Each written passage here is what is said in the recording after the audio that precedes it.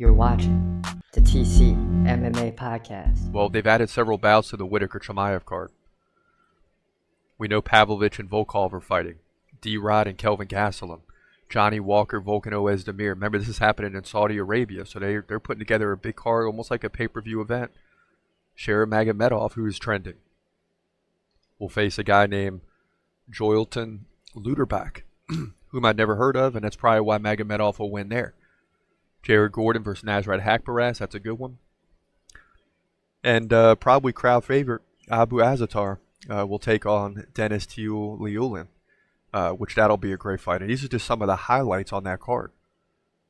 But again, who cares? Because all we want to see is Khamzat fight against Robert Whittaker. And I don't care how he gets the win. He's just got to get the win. It doesn't matter if it's a boring decision fight. I don't really care. The bottom line is we need Khamzat to go in there and get the job done against a very good fighter in Robert Whittaker. It has to happen. All hands on deck. 5-round battle if necessary. But if I'm Khamzat, I'm going in there and forget all the talk of me not having a gas tank and trying to prove that. Forget all that. That's just for the fans. If I'm Khamzat, I'm going in there and I'm trying to finish Robert Whittaker with overwhelming force as soon as that bell rings. Overwhelming force. Yeah, you risk running out of gas if you don't get the finish. But he's good at going in there in the takedown game and riding you, things of that nature. But when we seen him get in trouble against Gilbert Burns when he couldn't do that, and against Usman, he gets injured late in the first round. So now you can't ride Usman in the second and third. Maybe instead you go into the Usman fight and just try to KO him, which I can understand why you may not want to go for that, because Usman is a pure striker with a ground game. But Khamzat's ground game is better than anyone on the planet. So at any time he could pull that out of his bag of tricks if he feels like that's the best route. But in this one, he needs to get back on board with a huge victory and put himself in position to fight for the title to where he cannot be denied.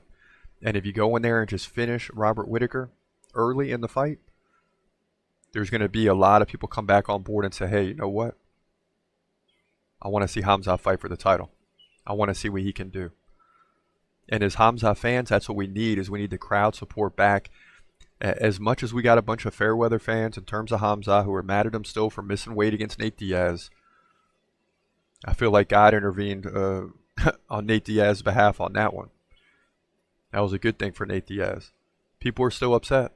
And then he had sluggish performances in the next two fights against Burns.